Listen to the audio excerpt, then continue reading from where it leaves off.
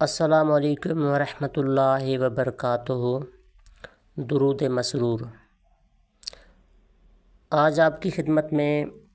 ایک اور بابرکت درود پاک اللہ کے فضل و کرم سے لے کر حاضر ہوا ہوں۔ رب کائنات میری ادنا کوششیں اپنی پاک بارگاہ میں قبول فرمائے اور اللہ تعالیٰ آپ سب کو بھی خوش اور سلامت رکھے ہمیشہ، جو درود پاک سے محبت رکھنے والے ہو۔ تو بات شروع کرنے سے پہلے میں گزارش کروں گا کہ ایک مرتبہ میرے ساتھ مل کر درود پاک پڑھ لیجئے۔ اللہم صلی علی سیدنا محمد وعلی آلہ وسلم۔ کتاب ذریعۃ الوصول فی جناب رسول کے صفحہ نمبر 81 پر یہ درود اور یہ روایت موجود ہے کہ علامہ کمال الدین دمیری رحمۃ اللہ علیہ نے شرح منہاج میں شیخ عبداللہ بن نعمان رحمۃ اللہ علیہ سے نقل کیا ہے کہ وہ فرماتے ہیں، مجھے 100 مرتبہ خواب میں حضور سید کائنات صلی اللہ علیہ وآلہ وسلم کی زیارت ہوئی۔ آخری مرتبہ میں نے عرض کیا، یا رسول اللہ صلی اللہ علیہ وآلہ وسلم، کون سا درود آپ پر پڑھنا افضل ہے؟ ارشاد فرمایا، یہ پڑھا کرو، اللہم صلی علی محمد الذی ملأت قلبہ من جلالک وعینہ من جمالک فاصبح فرحا مسرورا مؤیدا منصورا۔ تو یہ درود شریف جس کے بارے میں اس بزرگ کا فرمان ہے کہ حضور سید کائنات صلی اللہ علیہ وآلہ وسلم نے مجھے فرمایا کہ یہ درود شریف افضل ہے۔ تو جو بھی درود شریف میں بتاتا ہوں تو کم سے کم ایک مرتبہ وہ درود شریف ضرور پڑھ لیا کریں، کیونکہ ہمیں اس بات کا پتہ نہیں کہ کون سا درود شریف حضور سید کائنات صلی اللہ علیہ وآلہ وسلم کی بارگاہ میں زیادہ مقبول ہے۔ ویسے درود سارے ہی درود شریف ہیں، ہر درود شریف کی اپنی شان ہے۔ اور یہاں پر یہ بھی بتاتا چلوں آپ کو کہ جس طرح پھول ہوتے ہیں نا، پھول، تو پھول سارے ہی پھول ہوتے ہیں، لیکن ہر پھول کی اپنی اپنی علیحدہ خوشبو ہوتی ہے۔ اسی طرح درود پاک سارے ہی درود پاک ہیں اور سارے ہی درود پاک نور ہیں، سرور ہیں، خوشبودار ہیں، مہکدار ہیں۔ لیکن جس طرح پھولوں میں سے ہر پھول کی اپنی اپنی خوشبو ہوتی ہے، اسی طرح ہر ایک درود شریف کی اپنی اپنی فضیلت، اپنی اپنی برکت، اپنے اپنے کمالات ہوتے ہیں۔ تو پڑھا کریں مختلف درود پاک کے صیغے، اور یہ ضروری نہیں ہے کہ آپ نے کثیر تعداد میں پڑھنے ہیں، نہیں، جو بھی درود شریف آپ کا خاص ہے تو بے شک آپ اس کو اپنے ورد میں رکھیں بطور خاص، اس کا کثرت سے ورد کیا کریں۔ لیکن باقی بھی جو صیغہ درود پاک کا آپ کے سامنے آتا ہے، آپ کی نظروں سے گزرتا ہے، تو وہ بھی آپ کم سے کم ایک مرتبہ، 3 مرتبہ، اتنا تو آپ پڑھ سکتے ہو نا، تو اتنا ضرور پڑھ لیا کریں، کیونکہ یہ سارے درود شریف جو ہیں یہ بہت سی کتابوں میں شامل ہیں اور صدیوں سے یہ درود پاک چلے آ رہے ہیں۔ بزرگان دین نے اپنی اپنی کتابوں میں لکھے ہیں اور ان کی فضیلتیں اور فائدے بھی لکھے ہیں، تو یقیناً یہ بابرکت درود شریف ہی ہیں، تب ہی ان کو شامل کیا گیا ہے۔ اور یہاں پر آج آپ کو میں محمد ہاشم ٹھٹوی رحمۃ اللہ علیہ، جن کی بکس کا میں آج کل زیادہ حوالہ دے رہا ہوں، کیونکہ میں نے اپنی کتاب راہ نجات میں اکثر درود شریف جو اس بار لیے ہیں تو وہ محمد ہاشم ٹھٹوی رحمۃ اللہ علیہ کی کتاب ذریعۃ الوصول فی جناب رسول صلی اللہ علیہ وآلہ وسلم سے لیے ہیں۔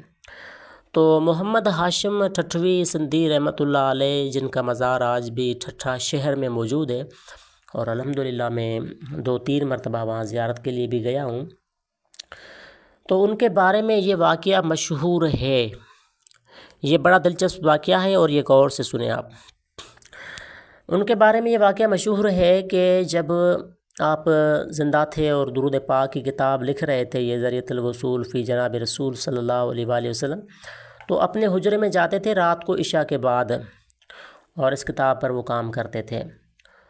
تو کہتے تھے، خلیفوں سے کہتے تھے اب کوئی بھی ملنے والا آئے تو اسے کہنا کہ محمد ہاشم ٹھٹوی اب مصروف ہے، اب کسی سے ملاقات نہیں ہو سکتی۔ اندر جاتے اور اندر خلیفوں کو بھی جانے کی اجازت نہیں ہوتی تھی،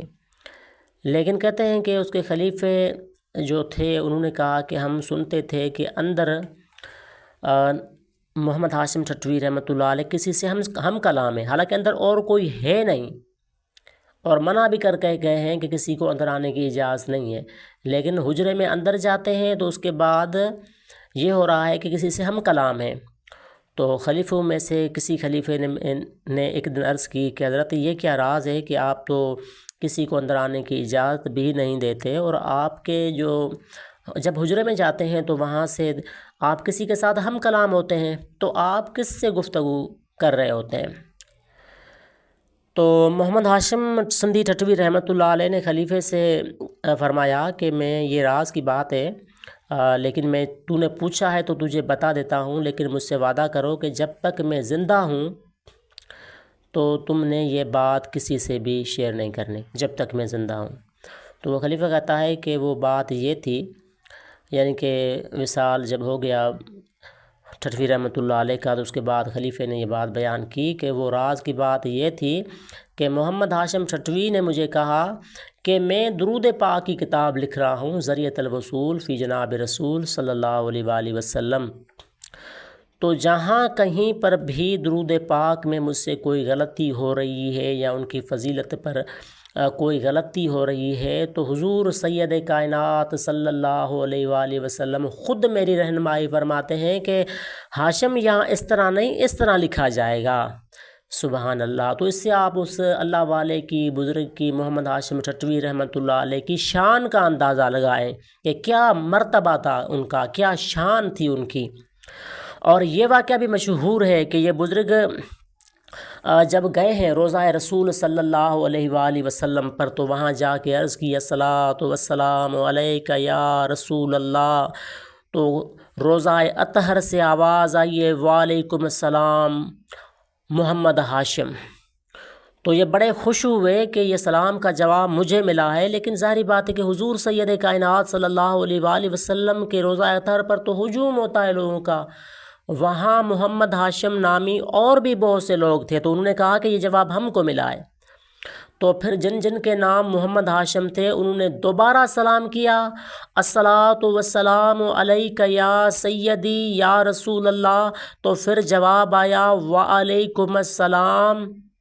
محمد ہاشم ٹھٹوی، یعنی کہ پھر حضور سید کائنات صلی اللہ علیہ وآلہ وسلم نے ٹھٹوی کہہ کر واضح کیا کہ یہ سلام کا جواب جو ملا ہے یہ محمد ہاشم ٹھٹوی کو عنایت ہوا ہے۔ تو اس سے بھی آپ اندازہ لگا سکتے ہیں کہ کتنا بڑا مقام تھا، کتنا بڑا مرتبہ تھا ان بزرگ کا، محمد ہاشم ٹھٹوی رحمۃ اللہ علیہ کا، اور درود پاک کے حوالے سے ان کی خدمات جو ہیں وہ بہت بڑی خدمات ہیں، اور ان کے ایک مرید تھے، خلیفے تھے، انہوں نے بھی کتاب درود پاک پر لکھی برکات الصلاۃ، جو کہ پتہ نہیں کب سے کتاب وہ کب لکھی گئی، کوئی 1-1.5 صدی پرانی بات ہے، لیکن آج بھی کیونکہ اس کتاب کو مقبولیت اتنی ملی ہوئی ہے کہ آج بھی خاص کر سندھ کے آپ کسی بھی بک شاپ پر جائیں گے تو وہاں پر آپ کو برکات الصلاۃ کتاب لازمی ملتی ہے۔ تو بات ہوتی ہے اصل میں قبولیت کی، مقبولیت کی، اور جب کوئی کتاب، کوئی درود حضور سید کائنات صلی اللہ علیہ وآلہ وسلم کی پاک بارگاہ میں قبول اور مقبول ہو جاتا ہے نا، تو پھر اس کے رنگ نرالے ہوتے ہیں۔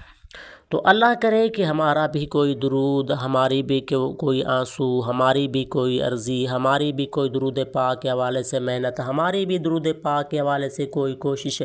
ہماری بھی درود پاک کی کوئی کتاب اللہ کے پیارے محبوب صلی اللہ علیہ وآلہ وسلم کی پاک بارگاہ میں قبول اور مقبول ہو جائے، آمین۔ وما علینا الا البلاغ المبین۔